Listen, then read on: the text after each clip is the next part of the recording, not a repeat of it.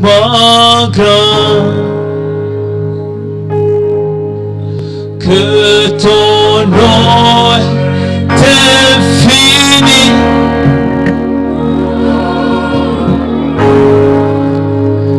Et ta majesté, ta main s'élève.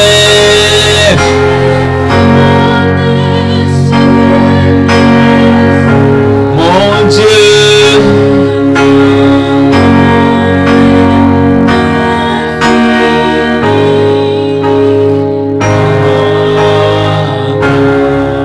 oh ton nom, ton nom, ton nom, ton nom est infini, oh Seigneur.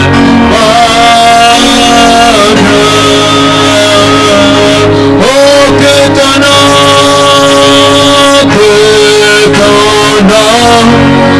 est infiniment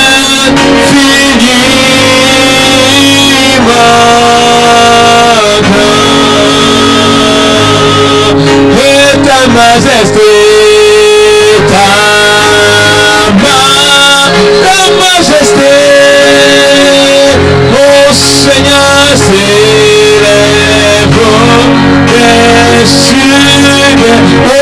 au-dessus des cieux. Que ton nom est infiniment grand.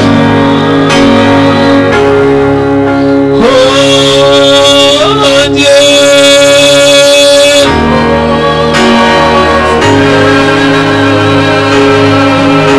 créateur des cieux de la terre. Oh Elion, nous t'adorons. Oh Elion, nous t'adorons. Oh Père éternel, dans le ciel des saints, nous t'adorons. Oh Dieu très haut, nous t'adorons. Oh Dieu, oh très haut, très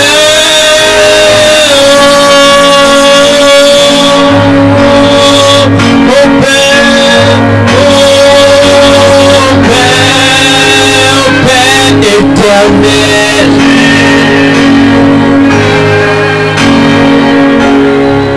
Oh, nous proclamons que ton nom,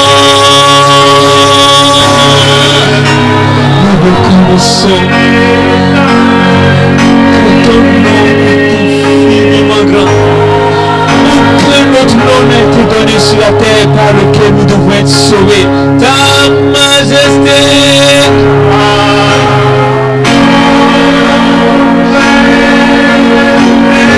Seigneur, lève au-dessus des cieux, que ton nom est infiniment grand.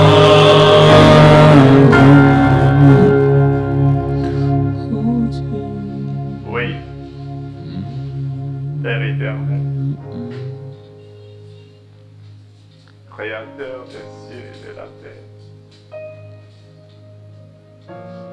Dieu d'Abraham, Dieu d'Isaac, Dieu de Jacob, ta majesté s'élève au-dessus des cieux. Et tu es plus grand que le monde que tu as créé. Tu n'es pas comme l'homme qui crée un bateau qui est plus grand que lui. Tu n'es pas comme l'homme qui est maintenant sans autorité sur l'arme atomique qu'il a créée et qu'il craint. Mais tout ce que toi tu as créé t'est soumis. Nous te bénissons. Nous nous prosternons dans la beauté de ta sainteté. savons que tu es ici. Parce que c'est ta parole. Cette parole qui est établie dans les cieux. Cette parole qui est éternelle. Cette parole dont il est impossible de changer un seul trait, d'enlever un seul point sur un iota. Tout passera, les cieux et la terre, mais cette parole demeure. Et cette parole nous dit que là où 2 ou 3 sont réunis en ton nom, tu es au milieu d'eux.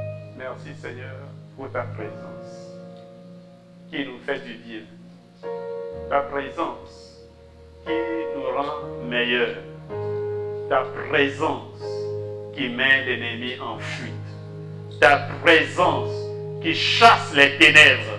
Parce que tu es lumière et en toi il n'y a point d'ombre de ténèbres ni de variation.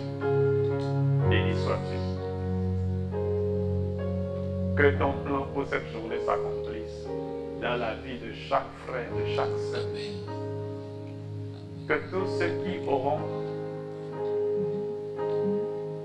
à suivre ce message en ligne, aujourd'hui ou après, Seigneur, soient affectés par toi, par ton amour, par ta miséricorde, par ta compassion. Que tous ceux qui viendront à toi d'un cœur sincère obtiennent un exaucement à leur requête. À toi la gloire et l'honneur au nom de Jésus-Christ. Merci de guérir ceux qui souffrent dans leur corps, dans leur âme. Merci Seigneur pour ton règne qui s'installe au Togo, dans tous ces recoins et qui en déborde et affecte non seulement l'Afrique occidentale, mais tout le continent africain et la terre habitée. Partout où quelqu'un se reconnaît comme ton fils et ta fille qui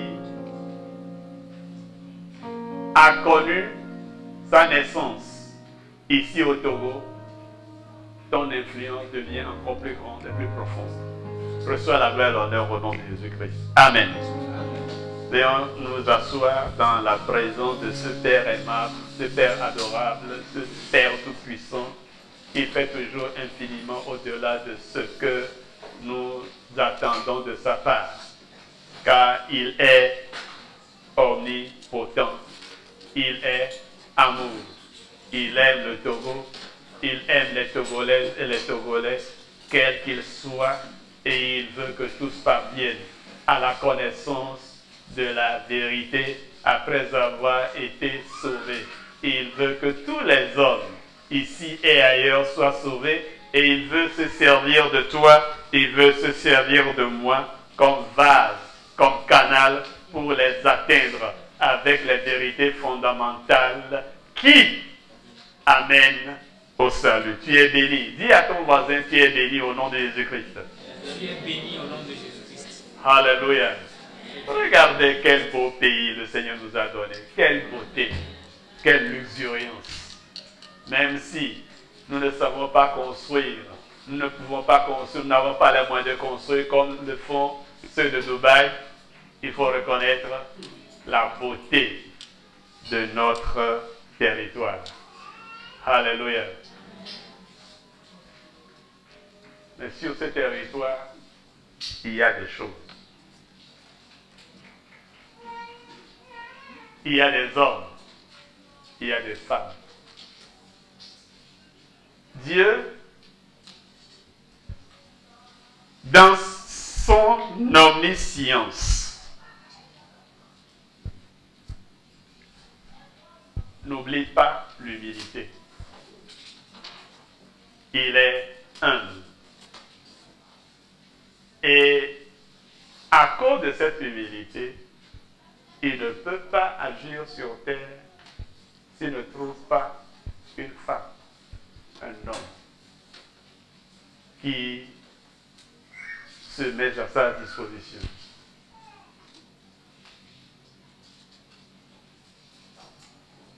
Et ces hommes et femmes qui acceptent bien de se donner à lui, il les appelle des vases.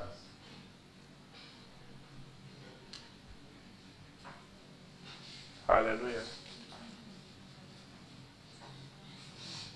Tu es un vase. Seulement, quel type de vase es-tu? Quel type de vase? Quel genre de vase? Quel vase es-tu? Dans 2 Timothée, le chapitre 2 et le verset 20, le Saint-Esprit par la plume de l'apôtre Paul nous dit, dans une grande maison, il n'y a pas seulement des vases d'or et d'argent. Je crois que vous avez remarqué que les vases d'Égypte que nous avons vus sont en métal jaune. Mais il continue de dire, mais il y a aussi des vases de bois et de terre. Et les uns à honneur, les autres à déshonneur. Quel genre de vase es-tu? Es-tu un vase à honneur ou un vase à déshonneur? Ça, ce n'est pas à Dieu de trancher pour toi. Ce n'est pas non plus à moi de trancher pour toi. Ce n'est pas au président de la République de trancher pour toi. Ce n'est pas à l'homme le plus puissamment oint de la terre de le trancher pour toi. Ce n'est que toi-même qui tranches. Si tu es un vase à honneur ou un vase à déshonneur. Alléluia. Mais mon désir pour toi, c'est que tu sois un vase à honneur. Parce que je sais que la volonté de Dieu pour toi, c'est que tu sois un vase à honneur. La maison de Dieu, elle est très grande. Jésus-Christ a dit, je m'en vais vous préparer une place dans la maison de mon Père. Car là, il y a beaucoup de places, beaucoup de maisons, beaucoup d'appartements, beaucoup de châteaux dans la maison.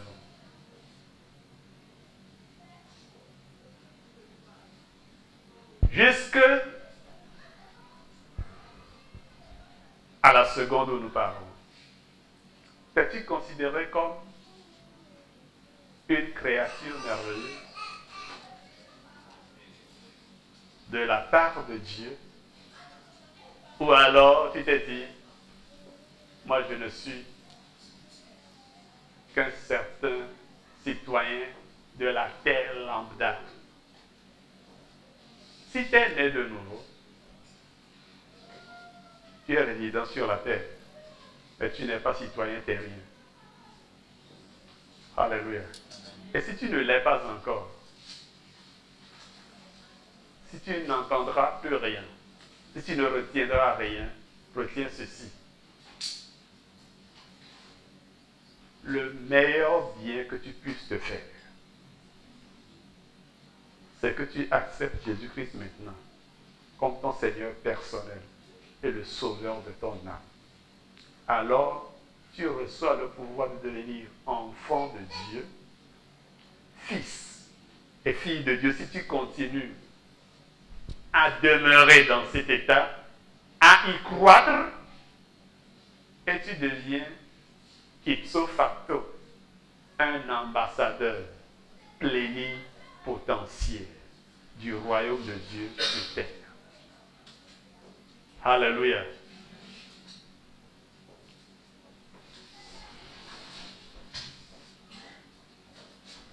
genre de vase es-tu? Un vase contestateur? J'ai entendu beaucoup d'hommes et de femmes contester contre tout et rien, mais surtout contre Dieu. Ils sont toujours opposés à ce que Dieu dit. Bien-aimés, la Bible nous dit dans Ésaïe 45 et au verset 9, malheur à celui qui conteste avec celui qui l'a formé. Malheur. Ésaïe ne parle pas de son propre chef. Ce sont les oracles de l'Éternel qu'il déclare. Et il dit, malheur à celui qui conteste avec celui qui l'a formé. Et au chapitre 43, il dit, tout ce que j'ai formé, tout ce que j'ai créé pour ma gloire. C'est Dieu qui t'a créé.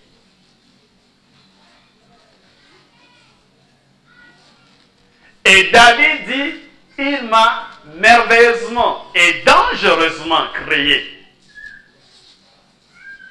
Et quand nous allons dans la Genèse, tout ce que Dieu a créé, après l'avoir fait, il prend du recul et il inspecte pour voir est-ce que c'est bon ou pas.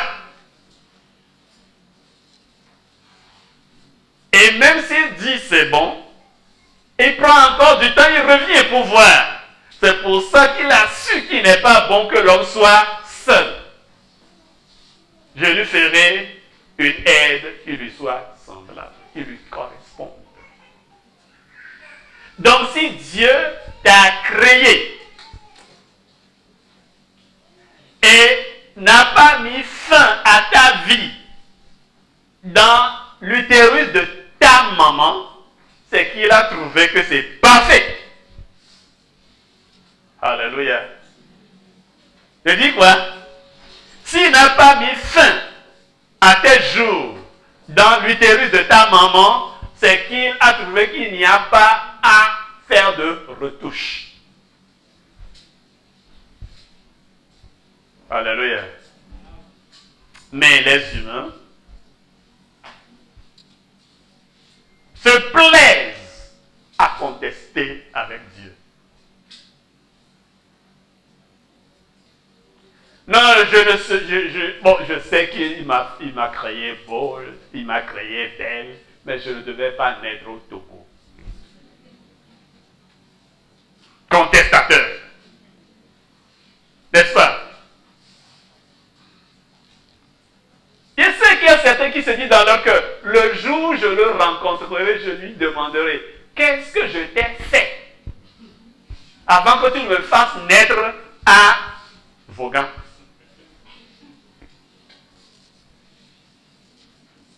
Quel a été mon péché?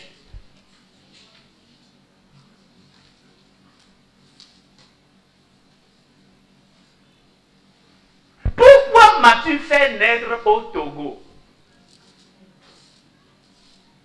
Même si c'était en Algérie, c'est encore sur le continent africain, mais ce serait mieux. Et puis pourquoi cette couleur de ma peau?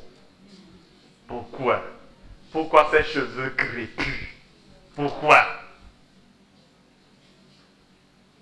Et on se débrouille pour apporter des correctifs à l'œuvre de Dieu. Contestation. Il dit malheur à celui qui conteste avec celui qui l'a formé. Il ne te refuse pas de contester. Il dit qu'un tesson conteste avec des tessons. Tu peux contester avec les autres. Tu peux t'en prendre à moi. Il n'y a aucun problème.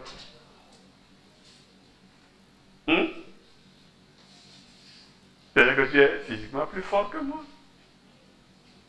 Matériellement plus fort. Financièrement plus fort. Je ne pourrais rien te faire en retour. Mais s'il te plaît, mon frère, ma soeur, ne conteste pas avec Dieu. Ne le fais pas. La Bible dit, malheur à celui qui le fait. Et elle continue et dit, l'argile dira-t-elle à celui qui la forme, que fais-tu? Ça veut dire quoi? Quel est le cours que tu donnes à ma vie aujourd'hui? Pourquoi as-tu permis tel événement dans ma vie? Où veux-tu en venir au juste? L'argile dit-elle à celui qui la forme. Ce n'est pas à celui qui l'a formé.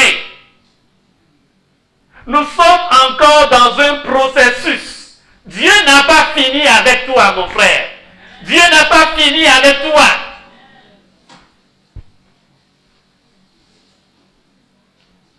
Peut-être qu'il t'a mis maintenant dans le creuset et tu es en train de contester.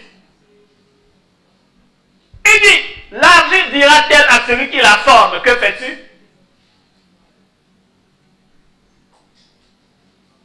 Et ton œuvre, il n'a pas de main. Il n'y a rien de plus dangereux que de contester avec Dieu. Les Israélites ont contesté avec Dieu dans le désert.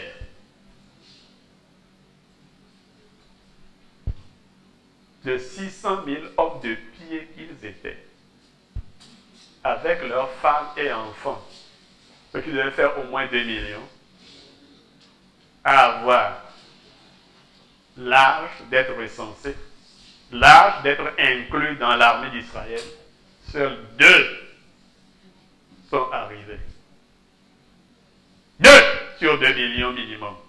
Calculez, voyez un peu. Pourquoi? Parce qu'ils ont contesté.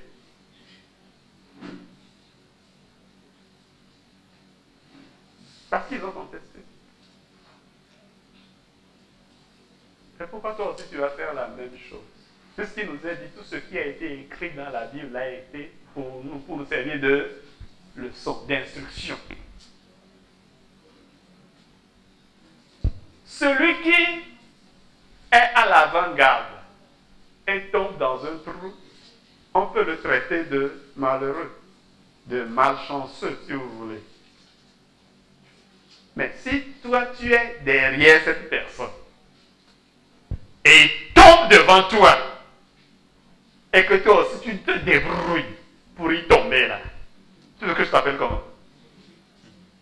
Hein? Malheureux? Malchanceux? Quelqu'un me souffle insensé.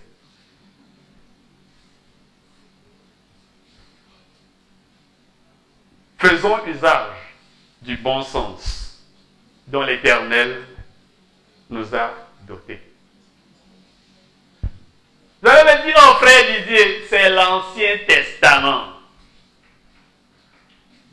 Poussé par le Saint-Esprit, Paul, l'apôtre, reprend ça en d'autres termes dans Romains 9. Au verset 24, il dit,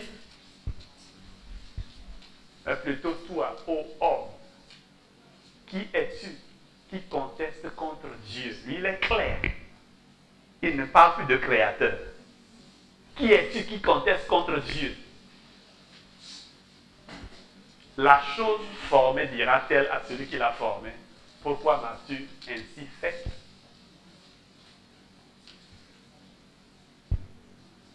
Ok, je veux redresser mon nez. Ma bouche, je veux lui donner ce joli dessin. Mes yeux, je veux...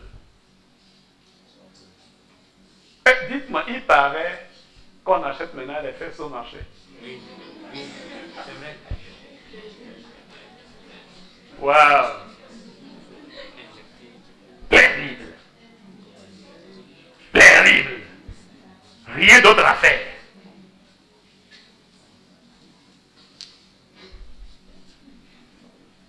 Mais je vois mes sœurs perchées sur des tables parce qu'elles veulent être grandes.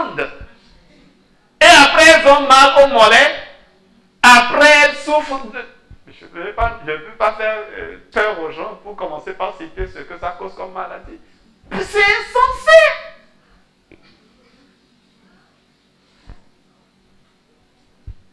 La chose formée dira-t-elle à celui qui l'a formée, pourquoi m'as-tu ainsi fait? Es-tu un vaste contestateur? Répands-toi aujourd'hui. Parce que au bout, c'est seulement le malheur. Répands-toi. Et le plus tôt, le mieux. Alléluia. Alléluia. Vous savez,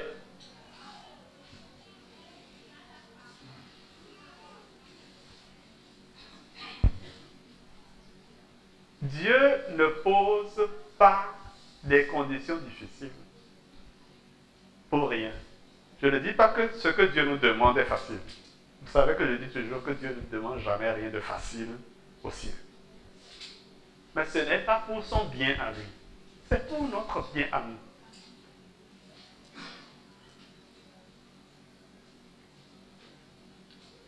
Si nous devrions, ici en Afrique,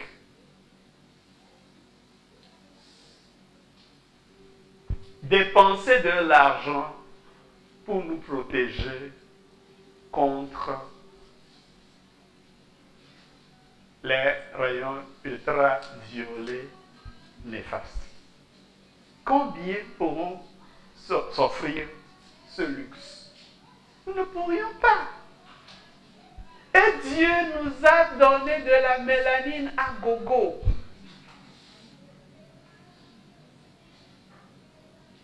Et nous trouvons que non, la couleur là n'est pas chaude. Et l'on dépense des sommes énormissimes pour se faire clair.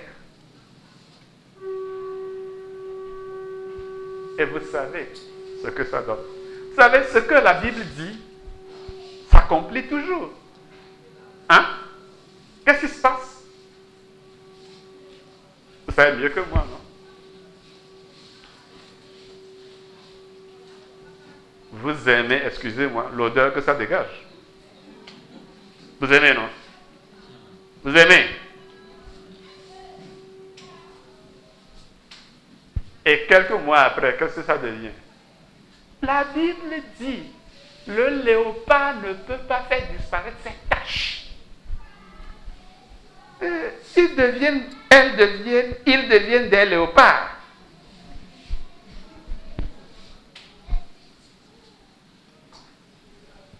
Quel genre de vase es-tu?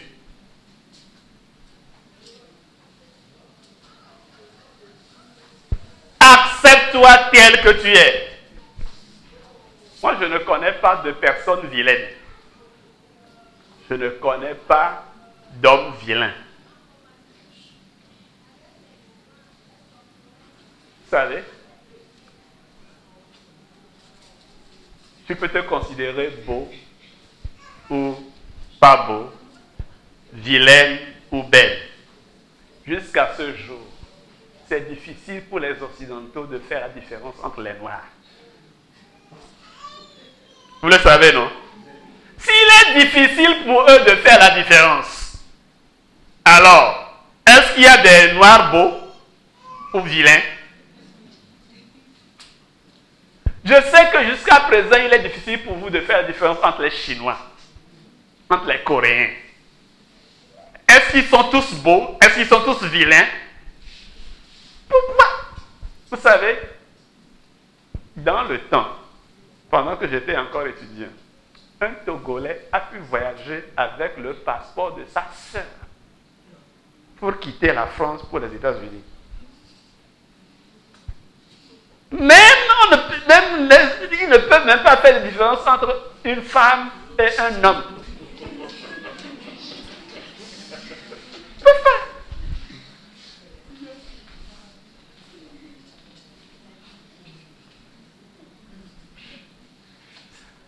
La Bible nous dit qu'en Christ, il n'y a plus de mâle et de femelle. Pourquoi donc se donner tant de peine? Pourquoi?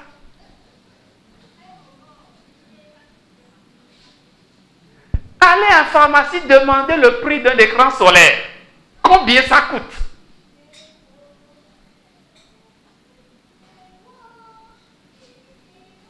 Les extensions. Qu'est-ce que ça vous coûte?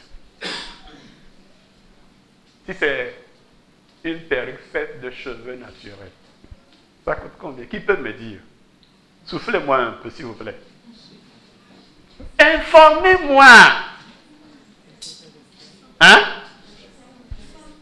Pardon? 100 paires.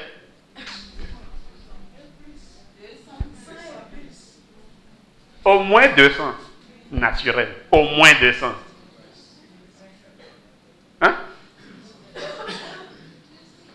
Et quelqu'un fait ça et ne peut pas envoyer son enfant à l'école. Quelqu'un fait ça et ne peut pas payer son loyer. Quelqu'un fait ça et ne peut pas aller à l'hôpital se faire traiter quand elle est malade. Mais est-ce qu'il faut être plus maudit que ça? Hein? Mon frère, ma soeur, fais la volonté de Dieu. Ce n'est pas ta taille. Ce n'est pas la complexion de ta peau qui fait ta valeur devant Dieu. Alléluia. Dans l'Ancien Testament, si tu n'as jamais eu une fracture, tu as beau être de la tribu de Lévi, tu ne peux plus servir dans le temple. Mais dans le Nouveau Testament, tu peux avoir 1000 fractures. Tu peux servir. Alléluia. Et qu'est-ce qu'il nous dit? Si donc quelqu'un se purifie, ce n'est pas avec du savon. Ce n'est pas avec des éponges. De ceci, il sera un vase à honneur, sanctifié, utile au maître, préparé pour toute bonne œuvre. De quoi devons-nous purifier? On a déjà parlé de ça plusieurs fois, mais ce matin, ce que le Saint-Esprit nous communique, c'est de nous purifier. De quoi? De la contradiction. Nous ne soyons plus des contradicteurs de Dieu. Des contestateurs. Toute forme de contestation contre Dieu, ôte ça de ton cœur aujourd'hui. Toute forme de contestation, il dit, moi l'Éternel, je suis saint, soyez saints. Qui peut être saint? Contestateur. Ôte ça. Si tu te purifies de ces choses, tu seras un vase à honneur. Un vase sanctifié. Un vase mis à part pour moi seul. C'est ça ce que veut dire sanctifié. Être saint, ça ne veut pas dire, comme vous le voyez sur certaines représentations, avec un halo sur la tête. Ça n'existe pas. Un homme avec un halo sur sa tête, ça n'existe pas. Saint veut dire, je ne suis pas là pour être utilisé par qui que ce soit d'autre. S'il y a quelqu'un qui peut m'utiliser, c'est seulement mon Créateur. Dieu, c'est lui seul qui peut m'utiliser. S'il me demande de servir quelqu'un, je le ferai volontiers. Mais personne ne m'obligera à faire autre chose que ce que mon Père me demande. C'est ça le saint. Est-ce que nous suivons un peu? Ce que Dieu dit, je fais. Ce que Dieu ne dit pas, je ne fais pas. On n'a pas besoin d'obtenir un doctorat en théologie avant de servir Dieu. On peut être juste comme Cancan. Ce que j'entends, je fais. Ce que je n'entends pas, je ne fais pas. Point. Tu arrives chez moi avec une calache AK-47. Tu me dis, bouge. Le Saint-Esprit me dit, ne bouge pas. Qu'est-ce que tu crois que je vais faire? Je ne bouge pas. Je dis, bouge! Le Saint-Esprit dit, Didier, ne bouge pas. Je ne bougerai pas. Je dis, tu crois que je m'amuse? Je vais tirer, hein? Je suis mort depuis 73. Où est mon mal maintenant? Si tu tues un cadavre. Tu peux que tirer si tu veux. Je sais une seule chose. S'il veut me prendre le jour là, tu peux tirer, je peux mourir. Mais s'il sait que j'ai encore des choses à faire pour lui, avec lui, sur cette terre, tu peux bien tirer. Mais ta balle n'aura aucun effet sur moi. Parce qu'il a dit, toute arme forgée contre toi sera sans effet.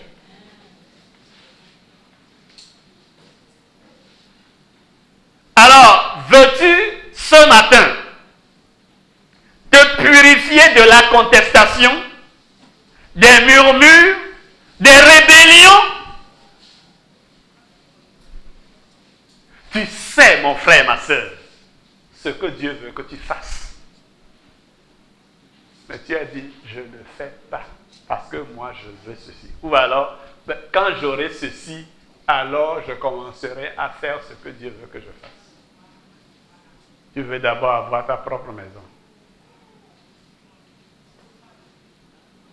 Maison, laisse-moi te dire, combien d'architectes peuvent concevoir et réaliser ce corps? Vous pouvez? Quand je parle du corps, je ne parle pas seulement de la forme.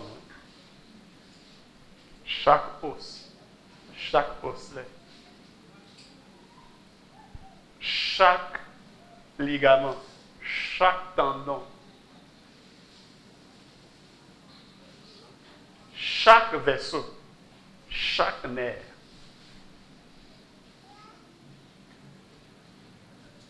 Je ne veux pas m'arrêter là. Et si nous voulons aller au niveau moléculaire? Tu peux. Si Watson et Crick n'avaient pas découvert l'ADN, tout le monde parle d'ADN aujourd'hui. Mais il y a de cela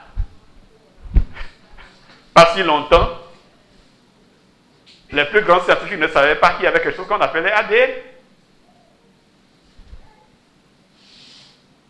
C'est ça, concevoir. C'est comme ça que tu es créé. C'est ça la maison que tu habites. Parce que toi, ce n'est pas ton corps. Ton corps, c'est la maison que Dieu t'a construite sur terre. Et ce qu'il te réserve là-haut, c'est encore plus magnifique. Et tu te précipites pourquoi?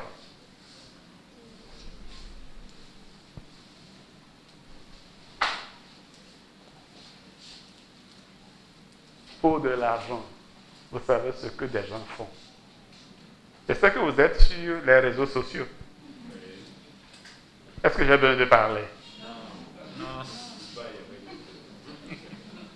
Je veux que vous puissiez manger à midi. Donc je ne vais rien dire. Je ne sais même pas. Pour de l'argent. Que chacun de vous sache posséder son propre vase en sainteté et en honneur. Ce n'est pas à quelqu'un de faire le gendarme derrière toi. Chacun répondra pour lui. 1 Thessaloniciens 4:4. Que chacun de vous sache posséder son vase, son propre vase, son corps, en sainteté.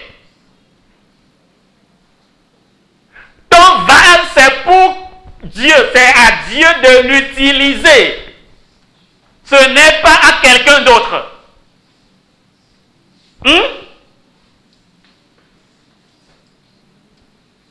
Et en honneur. Es-tu fier des choses que toi-même tu fais? Si tu n'en es pas fier, comment veux-tu que ton ami en soit fier? Comment veux-tu que tes parents en soient fiers?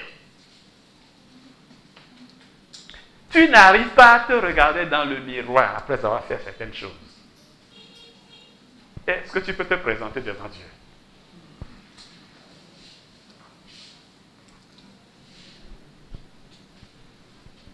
Que chacun d'entre vous sache posséder son propre vase.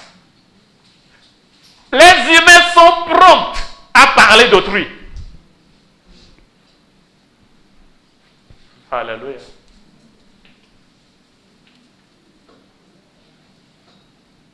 Le feu-tu, la paille dans l'œil d'autrui. On voit ça. Hein?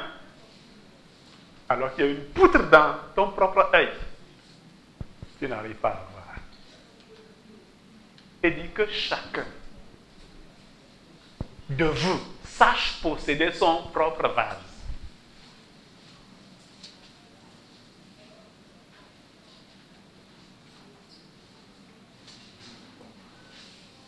Vous entrez dans un foyer, le monsieur dit, t'es insoumise! La dame dit quoi? Hein? Hein? Que dit la dame?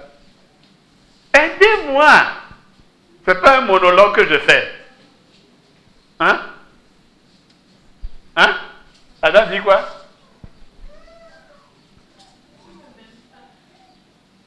Non, ça c'est trop léger. Hein? La dame dit quoi? Tu es un démon. Satan même c'est toi. Avant moi Satan sorcière.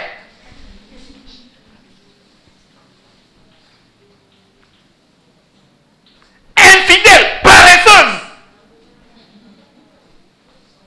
Ça continue comme ça. Pourquoi? Parce que personne ne veut inspecter son propre vase. Personne ne veut posséder son propre vase en sainteté et en honneur. Mais il est là à scruter le vase d'autrui. La moindre erreur, il la magnifie pour le jeter à la face de l'autre.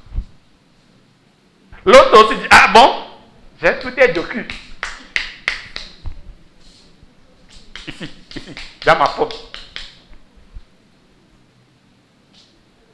Que chacun de vous apprenne à posséder son propre vase en sainteté et en honneur. Quel est ton état?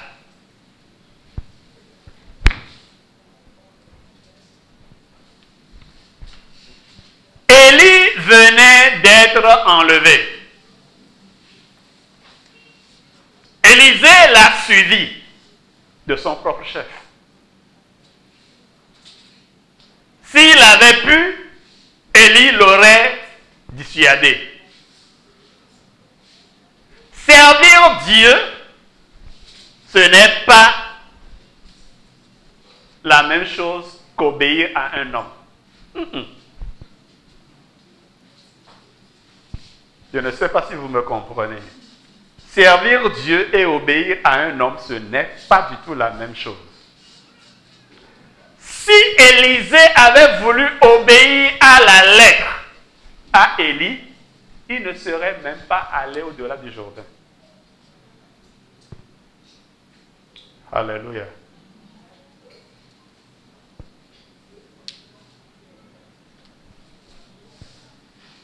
Élisée est allé et il a vu Élie partir, il a su comment il est parti, il a su qui l'a amené et comment. Et il sait ce qu'il voulait.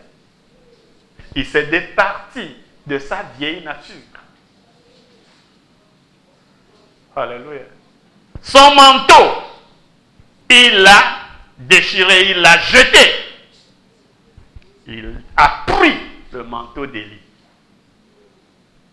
Il est arrivé au Jourdain. Il n'a pas invoqué Élie, mais il a invoqué le Dieu d'Élie. C'est comme ça qu'il le connaissait. Je ne dis pas d'aller invoquer le Dieu d'Élie. Invoque tout simplement Dieu. Alléluia. N'invoque pas le Dieu de Didier. Invoque le Dieu créateur. Alléluia. Le dernier miracle qu'Élie a performé, c'est le premier par lequel Élisée a commencé son ministère. Et finalement, il va arriver dans la ville où on se moquait de lui avant.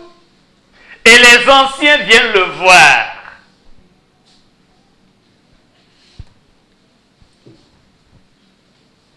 Je ne sais pas comment ils l'ont appelé.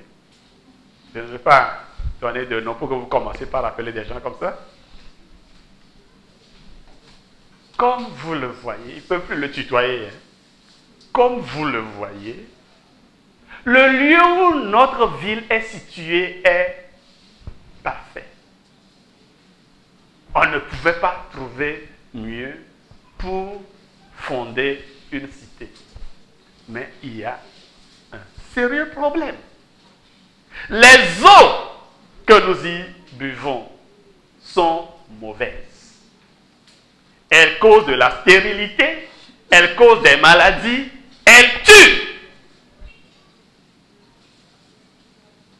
Est-ce qu'il y a de la maladie sur terre aujourd'hui? Est-ce qu'il y a la mort sur terre aujourd'hui?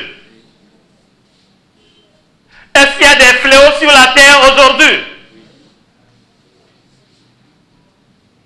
Est-ce que la médecine arrive à trouver solution à tout ce qu'il y a comme problème de santé?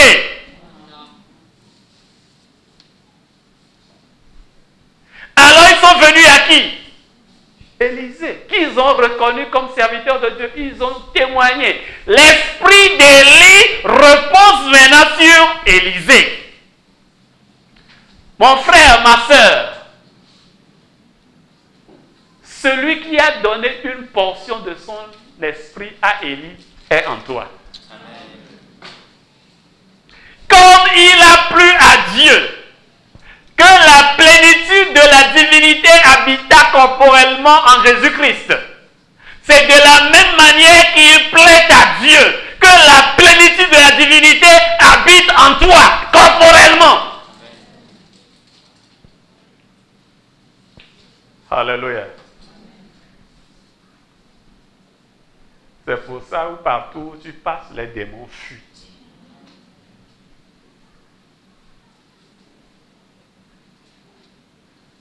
Élisée, si donc vous pouvez quelque chose, aidez-nous. C'est ce que Élisée a dit. C'est ce qui est affiché. Apportez-moi un vase neuf et mettez-y du sel. Et ils le lui apportèrent. Amen. Amen. Ce n'est pas un vase qui a été utilisé par Kojo comme là. Akosiwa Fui.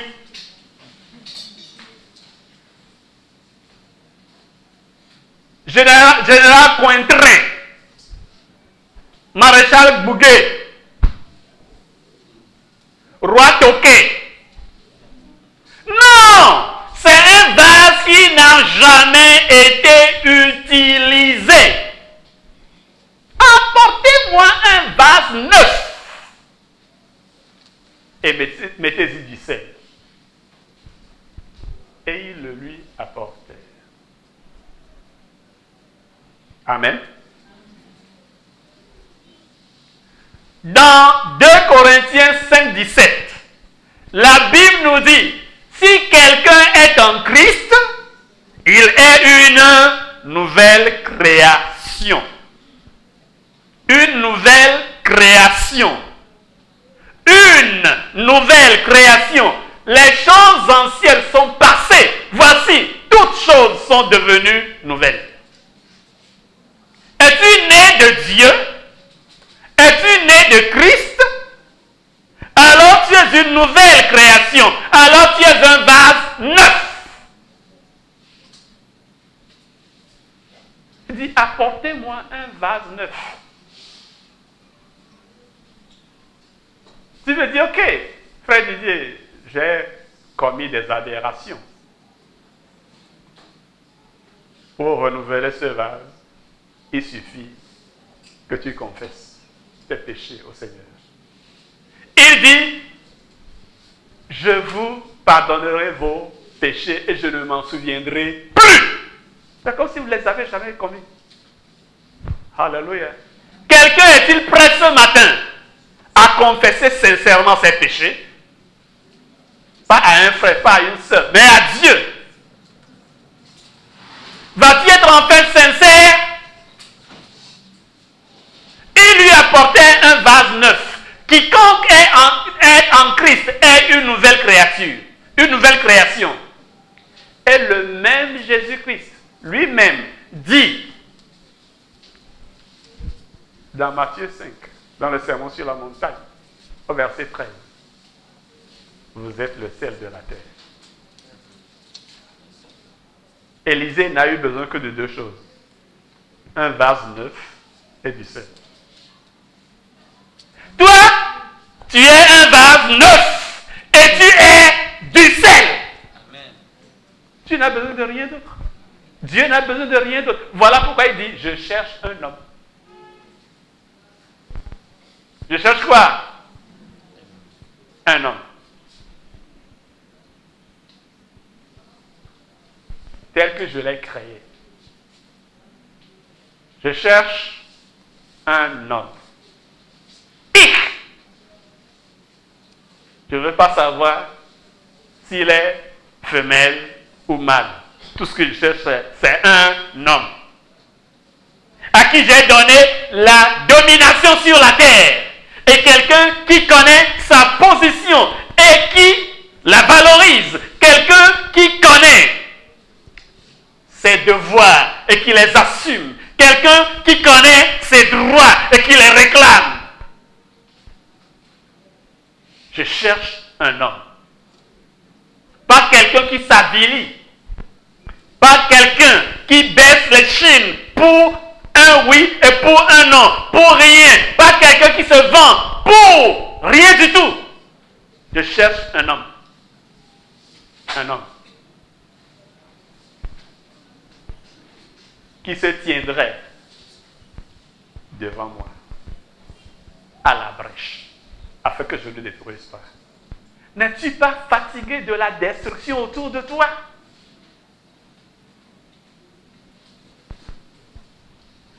Ils lui apportèrent le vase. Et la suite nous dit, et il alla à la source. Et il versa le sel dans la source et il dit, vous êtes assainis à partir de ce jour. Vous ne causerez plus de maladie. Vous ne causerez plus de mort. Vous ne causerez plus d'avortement. Et les eaux furent assainies.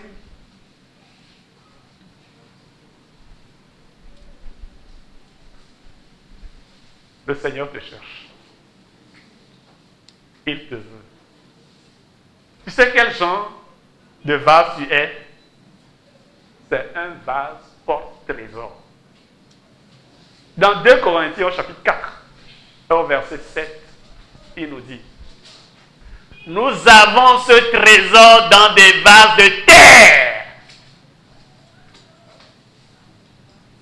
afin que l'excellence de la puissance soit de Dieu et non pas de nous. Nous portons, nous avons ce trésor dans des vases de terre. Alléluia. Pas des vases d'or, pas des vases d'argent. Pourquoi? Il faut que le vase puisse être brisable.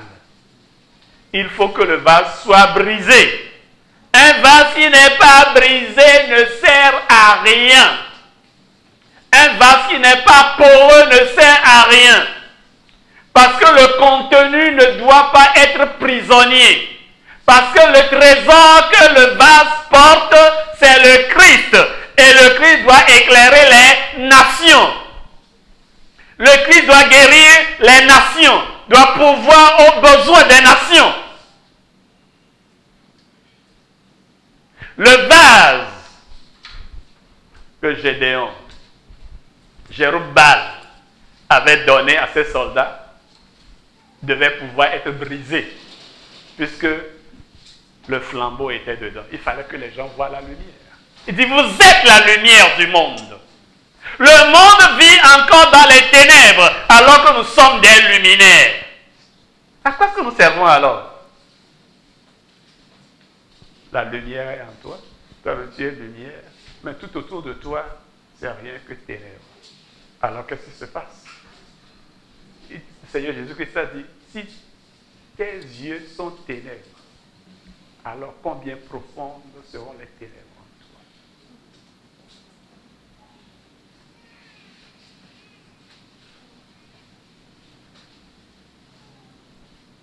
Tu te ménages trop. Tu penses trop à toi. Tu te prends pour le nombril de la terre. Tu ne passes qu'à tes intérêts. Si je fais ça, je vais me briser. Oui, Dieu ne se sert que de vases brisés. Si tu n'es pas brisé, Dieu ne sait pas se servir de toi. Non, non, non, c'est pas possible. Kacham. Kacham. Tu veux faire partie de l'épouse de Jésus-Christ et tu es kacham. Il ne veut pas de ça.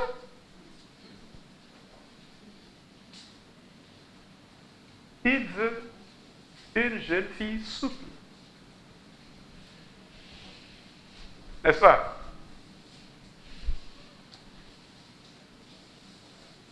Si tu sais que tu es souple, tu n'auras pas peur de te briser. Et quel est le trésor que nous portons? C'est le Christ. C'est la sagesse de Dieu. C'est la puissance de Dieu. C'est la force de Dieu. C'est le doigt de Dieu. C'est l'esprit de Dieu. C'est l'amour de Dieu. C'est la compassion divine. C'est la miséricorde divine. Mais il y a certains, compassion n'est pas dans leur dictionnaire. Miséricorde, non. Hey, c'est à moi que tu as fait ça. Laisse-moi te dire, tu as mis ton doigt dans l'anus de la tortue.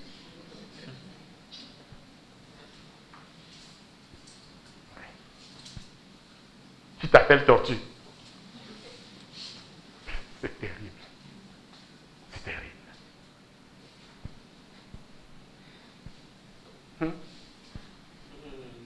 Parce que je suis chrétien, tu crois que je suis bête. Attends. Ce n'est même pas difficile à enlever. Je vais enlever ça et tu vas voir.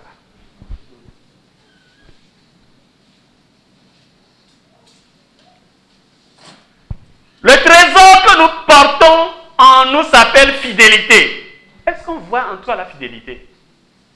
Le monde ne connaît pas la fidélité. Le monde veut découvrir la fidélité en toi et par toi. Mais toi, tu es pire que Judas Iscariote.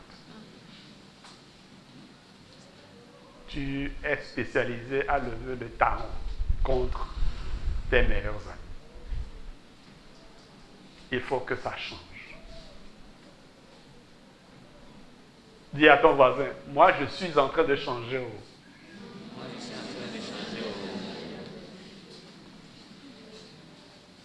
Je ne suis plus un contestateur de Dieu. Je ne me laisserai plus utiliser par qui que ce soit. Je ne me vendrai pour rien. Je me mets à la disposition de mon Créateur. Seigneur, je te prie de me remplir. Remplis-moi de ta plénitude. Et utilise-moi à toute fin utile. Pour la gloire de ton nom. Au nom de Jésus-Christ. Amen.